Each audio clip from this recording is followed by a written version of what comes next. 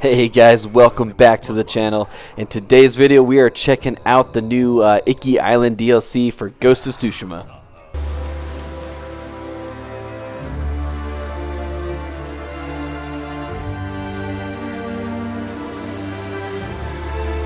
What's happening, guys? Welcome back to the channel. Sorry this review took me a little bit longer to actually finish.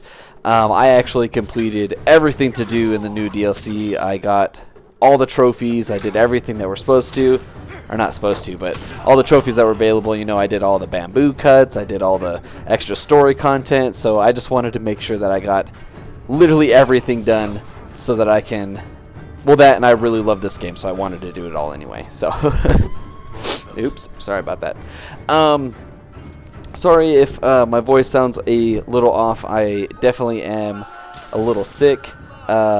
Got the cold not too long ago, so hopefully everything will be back to normal here soon. Anyways, guys, just with like all my other reviews, we'll go over some of the stuff that I really liked and some of the stuff that I didn't quite so like. Going over the good stuff first, the PS5 upgrade and haptic feedback for Ghost of Tsushima's Director's Cut, which comes with the new Iki Island DLC, is fan-freaking-tastic. I freaking love it. The new graphics, I mean, Ghost of Tsushima already looked super good before on the just regular base PS4 anyway, but add the PS5 upgrade with the DualSense and the haptic feedback, like they really did a good job. I think with the DualSense, combat felt like it had a lot more weight to it, especially with like the fighting and like the rain, like with the haptic feedback. It was just, it was good. I really liked it.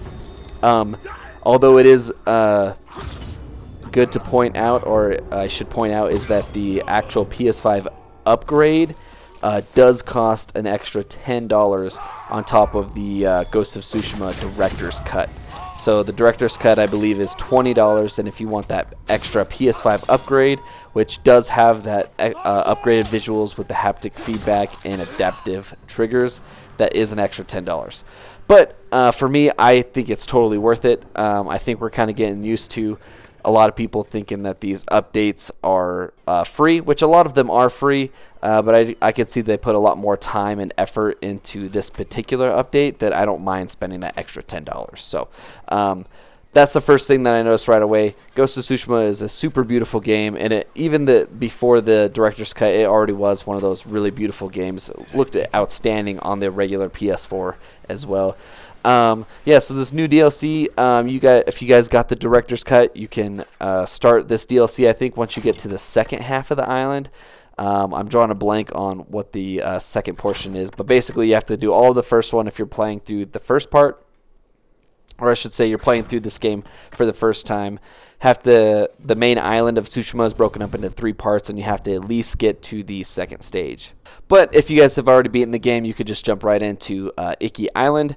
And the story, I thought the story was super good. It follows Jin, and it kind of talks about his traumatic experiences with actually losing his father. It never really kind of delve into that kind of stuff in the first game, and in this one it's definitely like the main focus of Jin has, you know, regrets and kind of like PTSD of losing his father and not being able to save him when he should have, or when he could have, I should say. So it really dives into the emotional trauma and whatnot that Jin experienced younger on Iki Island when he could have saved his dad when he didn't. It follows our main antagonist is this person called the Eagle, who has like this drink that's very similar, I thought, to what's it called? That ghost, or not ghost, that mist that Scarecrow uses in Batman, where it makes them see all like the scary stuff. They kind of do something similar to this, where Jin doesn't necessarily see scary stuff, but it does like a weird like layover or whatever. I don't even know what you want to call it. And Jin kind of sees like craziness that's going on, and every now and then he'll see the Eagle, in which he fights, and then afterwards you find out that he actually wasn't fighting the Eagle. Few boss fights in this, super fun. The Eagle was really fun. There's a few others, like there's this one where you get like this monkey armor, I forget what it's called, but you fight like this samurai pirate dude in like a cave, and it's freaking awesome. It's one of the best fights, boss fights in this new DLC. So Another thing that I really liked is that they kind of did a little change up to the combat. When you're fighting enemies, you got like your sword enemies, the shield enemies, the spear enemies, and then I think like your big guys. And I definitely don't remember this in the base game. I think this is new. Maybe there's a few updates, but I haven't played Ghost of Tsushima since, like last year. But the enemies now can just switch up which weapons they're using. Like they could start out with like double swords, and then halfway through the fight they can put the sword back and then whip out a shield, and now they're a shield enemy, or they could pull out a spear. So that was kind of, I thought that was cool. I was definitely a lot more on my toes switching with the different stances, and I definitely do not remember that in the base game. So I thought that was cool. I don't know how that is if I were to do New Game Plus, if that would be a thing or not, but definitely on Iki Island, a lot of the enemies could change up which weapons they were using. Lots of them were carrying multiple weapons. Another change up to combat is they do have a lock-on system, which I thought was really cool, although I didn't necessarily like the way they implemented it, so we'll go over that a little bit later in the video. But for those that wanted a lock-on system, they definitely have that now. It was a little weird at first, but I think after beating the whole game and then starting out with this, I didn't experiment too much with it because I just gotten used to not having the lock-on system. And then when I tried it, I was like, oh yeah, I don't really like this. Another thing that I thought was super cool is that they brought the PlayStation themed armors into the game. They were inside the Legends DLC. Like you had the Bloodborne armor set, the God of War armor set, and then the Shadow of the Colossus armor set, and they brought all those back into this new game. So that, because I was just thinking, I was like, it'd be so cool to have like the God of War set going through the whole game of Ghost of Tsushima. And because before it was just for Legends, like you couldn't wear them outside of Legends, and now you officially have them. The way you guys get them is like through different puzzles, or not puzzles, they're all riddles. And the first one I actually ran into was the Bloodborne one, and I totally did it by accident. I guess you had to be wearing some sort of the certain armor and heal yourself in front of the statue, and I accidentally fell down into where the statue was, and I was like, ah, crap, and I lost health, and so I healed myself. Totally got the whole cutscene thing totally by accident. And then the God of War one was I was able to figure that one out pretty easily. Actually, the Shadow of the Colossus riddle literally took me like an hour, because I didn't want to like look anything up. I wanted to kind of figure all this out all by myself, discover everything all by myself, and it literally took me like an hour to figure out how to figure out this riddle. Like it said something about sitting in the shadows, and I waited till like the game turned night to do things so that it wouldn't have a shadow, or I hid behind like the statue so I wouldn't be in the sunlight, so I wouldn't cast a shadow, because it was saying something about not casting a shadow. I finally was able to get it. You throw a smoke bomb right behind the statue and you're able to get it. So super kind of annoying, but they do have those armors and they're super cool and I love it. For anybody that liked the fox petting in the first one, they definitely have a lot more animals to pet in this one. You can pet monkeys, cats, deer, and I think there's one other one. Monkeys, cats, deer. No, those were the three new ones. And you do like this cool thing, kind of going back with the haptic feedback, where you play your flute and it's got like this pattern that you got to follow, and so you got to like move your controller up and down. Super cool. It's just more ways to immerse the player in the game. So I thought those were all super fun. Really liked them.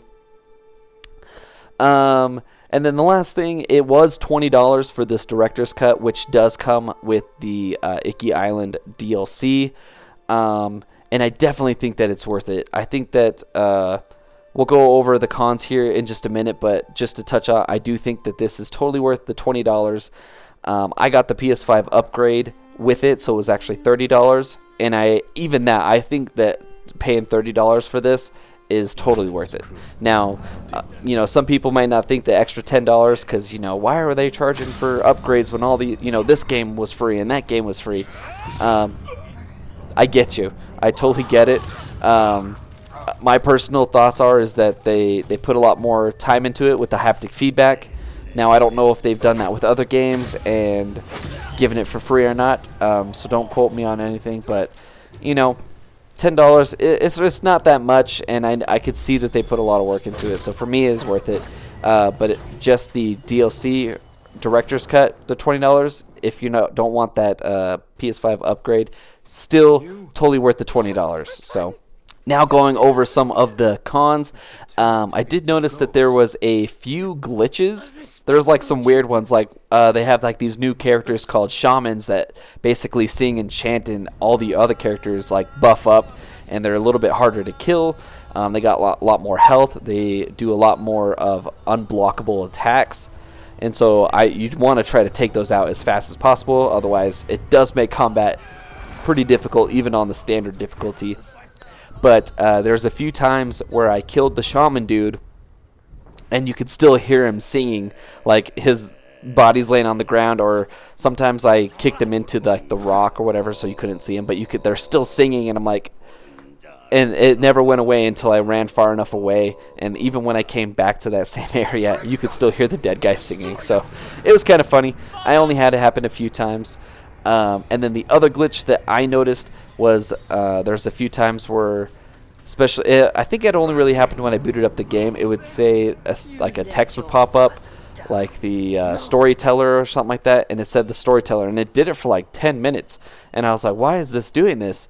And right when I decided to record it, it like did it twice, and then it was done. And I was like, oh. But it was literally doing it over and over and over again. So those were like the only two like glitches that really stuck out that I was like, oh, this is weird.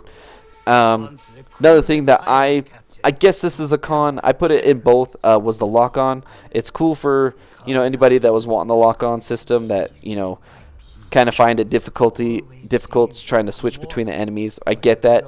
They do have the lock-on system, but it's not, I don't know if you can configure the controller out or not. I didn't look too much into it, but I know that it was pushing up on the D-pad instead of the typical like R3 to lock on. And there's no like visual cue to know that you're locking on. I mean, you could see like your camera like turn to a specific enemy, but there was no like little dot to know that you're connected to them or locked onto them. And I just, like I said earlier, I just found that once I played all through the main game and this one, that I was used to not having a lock-on, and so when I did have the lock-on system, it was really weird because the action just wasn't fluid. I wasn't like jumping around to all the enemies. I was like hitting this guy, and even if he fell down or ran too far away, I would still be like looking at him trying to fight somebody on the other side. So I just found it not as good. And then the last thing that I didn't quite like is that some of the cutscenes just weren't as good. Like when you think of the base game, like a lot of the cutscenes were really cool, a lot of movement, a lot of a lot of time put into them. And these ones seemed like there was some really cool ones that looked like they spent a lot of time on, and then there was ones where you finish your mission and they're all just kind of standing there, and it was like almost like the same cutscene, but they just changed the background and maybe the armors. So it just kind of seemed like some of the cutscenes weren't as good, but those were just like some little nitpicky things. Overall, the DLC, like I said earlier, was fantastic. The director's cut is totally worth it. Now, if you're just wanting to get the director's cut and not buy Ghost of Tsushima all over again, it's just $20. Now, if you want that PS5 upgrade with the haptic feedback, with the dual or adaptive triggers, that is an extra $10. I personally think that both of them are totally worth it. And if I were to give this DLC a rating out of 10, easily a 9 out of 10. It was freaking amazing. It just added so much more depth and story to the already story that we know so much and love so much. And it almost kind of seemed like that they set this up for like a sequel. I mean, I know the base game kind of does, like, it just seemed like that they added more onto that. It's like, so I have no idea where they're going with the sequel. I hope that there's a sequel, but yeah, guys, let me know what you guys think down in the comments below. Thanks for sticking with me. This did take me a little bit longer to beat. Like I said, I wanted to get all the achievements, all the trophies. So overall, super fantastic game, super fantastic DLC. Thanks everyone for watching and taking the time out of your day to watch my videos. And don't forget to like and subscribe, and we'll see you guys on the next one.